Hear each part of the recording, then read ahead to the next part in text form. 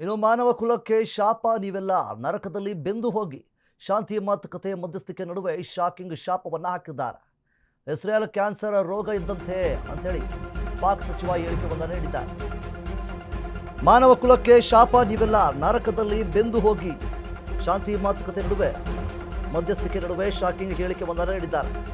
Israel cancer ರೋಗ ಇದ್ದಂತೆ ಅಂತೇಳಿ ಪಾಕ್ ಸಚಿವ ಹೇಳಿಕೆಯೊಂದನ್ನು ನೀಡಿದ್ದಾರೆ. ಸಂಧಾನದ ವೇಳೆ ಲೆಬನಾನ್ನಲ್ಲಿ ನರಮೇಧ ನಡೀತಾ ಇದೆ. ಮೊದಲು ಗಾಜಾ, ನಂತರ ಇರಾನ್, ಈಗ ಲೆಬನಾನ್. ಈ ಥರ ಆಗ್ತಾ ಇದೆ. ಇಸ್ರೇಲ್ನಿಂದ ಅಮಾಯಕ ನಾಗರಿಕರ ಕೊಲೆಯಾಗ್ತಾ ಇದೆ. ರಕ್ತಪಾತವು ಅವಿರತವಾಗಿ ಮುಂದುವರಿತಾನೇ ಇದೆ. ಪಾಕಿಸ್ತಾನದ ರಕ್ಷಣಾ ಸಚಿವ ಖ್ವಾಜಾ ಆಸಿಫ್ ಅವರು ಆಕ್ರೋಶವನ್ನು ವ್ಯಕ್ತಪಡಿಸಿದ್ದಾರೆ. ಪ್ಯಾಲೆಸ್ಟೈನ್ ಭೂಮಿಯಲ್ಲಿ ರಕ್ತ ಹರಿಸಿದವರು ನಾಶವಾಗಲಿ, ನರಕದಲ್ಲಿ ಬೆಂದು ಹೋಗಲಿ ಅಂತೇಳಿ ನಾನು ಪ್ರಾರ್ಥಿಸುತ್ತೇನೆ. ಪಾಕಿಸ್ತಾನದ ಹೇಳಿಕೆಗೆ ಕೆರಳಿದ ಇಸ್ರೇಲ್ ಪ್ರಧಾನಿ ಬೆಂಜಮಿನ್ ಸಂಧಾನಕರು ಎಂದು ಹೇಳಿಕೊಳ್ಳುವವರಿಂದ ಇಂಥ ಹೇಳಿಕೆನಾ ಅಂತೇಳಿ ಅವರು ಹೇಳ್ತಾ ಇದ್ದಾರೆ. ಇನ್ನು ಸಂಧಾನದ ವೇಳೆ ಲೆಬನಾನ್ನಲ್ಲಿ ನರಮೇಧ ನಡೀತಾ ಇದೆ ಅನ್ನುವಂಥ ನಿಟ್ಟಿನಲ್ಲಿ ಹೇಳಿಕೆಗಳನ್ನು ನೀಡಿದ್ದಾರೆ. ಇಸ್ರೇಲ್ ಒಂಥರ ಕ್ಯಾನ್ಸರ್ ರೋಗ ಇದ್ದಂತೆ ಅಂತೇಳಿ ಪಾಕ್ ಸಚಿವರು ಹೇಳಿಕೆ ಕೊಟ್ಟಿದ್ದಾರೆ. ಅದಕ್ಕೆ ಪ್ರತಿಕ್ರಿಯೆಯಾಗಿ ಪಾಕಿಸ್ತಾನದ ಹೇಳಿಕೆಗೆ ಕೆರಳಿದ ಇಸ್ರೇಲ್ ಪ್ರಧಾನಿ ಬೆಂಜಮಿನ್ ಸಂಧಾನಕಾರರು ಹೇಳುವಂತಹ ಮಾತುಗಳ ಇವು ಅನ್ನುವಂಥ ನಿಟ್ಟಿನಲ್ಲಿ ಅವರು ಕೂಡ ವಾಗ್ವಾದವನ್ನ ಮಾಡಿದ್ದಾರೆ. ಮೊದಲು ಗಾಜಾ ಇತ್ತು, ನಂತರ ಇರಾನ್, ಈಗ ಲೆಬನಾನ್ ಮೇಲೆ ಕೂಡ ಇದೇ ರೀತಿ ನಡೀತಾ ಇದೆ. ಕದನ ವಿರಾಮ ಅನ್ನುವಂತಹ ರೀತಿಯಲ್ಲಿ ಅಮೆರಿಕ ಈಗಾಗಲೇ ಘೋಷಣೆ ಮಾಡಿ ಒಂದಿಷ್ಟು ಮಾತುಕತೆಗೆ ಮುಂದಾಗ್ತಾ ಇದ್ರು ಸಹಿತ ಇನ್ನೊಂದು ಕಡೆ ಇಸ್ರೇಲ್ ಲೆಬನಾನ್ ಪ್ರದೇಶದ ಮೇಲೆ ಏಕಾಏಕಿಯಾಗಿ ಭೀಕರವಾದಂತಹ ದಾಳಿಗಳನ್ನು ಮಾಡ್ತಾ ಇದೆ.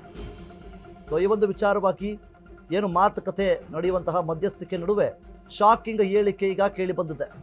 ಇಸ್ರೇಲ್ ಒಂಥರ ಕ್ಯಾನ್ಸರ್ ರೋಗ ಇದ್ದಂತೆ ಅಂತೇಳಿ ಪಾಕ್ ಸಚಿವರು ಹೇಳ್ತಾರೆ. ಸಂಧಾನ ವೇಳೆ ಲೆಬನಾನ್ನಲ್ಲಿ ನರಮೇಧ ನಡೀತಾ ಇದೆ.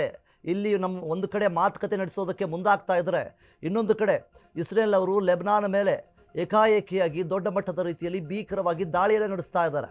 ಇದು ಎಷ್ಟರ ಮಟ್ಟಿಗೆ ಸರಿ ಅನ್ನುವಂಥ ರೀತಿಯಲ್ಲಿ ಪ್ರಶ್ನೆಯನ್ನು ಮಾಡ್ತಾ ಇದ್ದಾರೆ. ಮೊದಲೆಲ್ಲ ಗಾಜಾ ಇತ್ತು, ಅದಾದಮೇಲೆ ಇರಾನ್, ಈಗ ಲೆಬನಾನ್ ಮೇಲೂ ಸಹಿತ ಈ ರೀತಿಯಾಗಿ ದಾಳಿಯನ್ನು ಮಾಡ್ತಾ ಇದ್ದಾರೆ. ಇಸ್ರೇಲ್ನಿಂದ ಅಮಾಯಕ ನಾಗರಿಕರ ಕೊಲೆಯಾಗ್ತಾ ಇದೆ. ಇಸ್ರೇಲ್ನವರು ಏಕಾಏಕಿಯಾಗಿ ದಾಳಿ ಮಾಡ್ತಾ ಇದ್ದಾರೆ. ಆದರೆ ಇದರಿಂದ ಅಮಾಯಕರು ಬಲಿಯಾಗ್ತಾ ಇದ್ದಾರೆ. ರಕ್ತಪಾತವು ಅವಿರತವಾಗಿ ಮುಂದುವರಿತಾ ಇದೆ. ಇಲ್ಲಿ ಮಾತುಕತೆ ಮಾಡೋಣ ಹಾಗೆ ಹೀಗೆ ಅನ್ನುವಂಥ ನಿಟ್ಟಿನಲ್ಲಿ ಮಾತನಾಡ್ತಾ ಇದ್ದಾರೆ. ಆದರೆ ಇನ್ನೊಂದು ಕಡೆ ಇಸ್ರೇಲ್ನವರು ಮಾತ್ರ ಲೆಬನಾನ್ ಪ್ರದೇಶದ ಮೇಲೆ ಏಕಾಏಕಿಯಾಗಿ ದಾಳಿಯನ್ನು ಮಾಡ್ತಾನೇ ಇದ್ದಾರೆ. ಸೊ ಈ ಒಂದು ವಿಚಾರಕ್ಕೆ ಮಾತುಕತೆ ಮಾಡೋದಕ್ಕೆ ಮುಂದಾಗಿದ್ದಂತಹ ಸಂದರ್ಭದಲ್ಲಿ ಸಂಧಾನದ ವೇಳೆ ಲೆಬನಾನ್ನಲ್ಲಿ ನರಮೇಧ ನಡೀತಾ ಇದೆ ಅನ್ನುವಂತಹ ಹೇಳಿಕೆಗಳನ್ನು ಸಹಿತ ಪಾಕ್ ಸಚಿವ ಹೇಳಿದ್ದಾರೆ.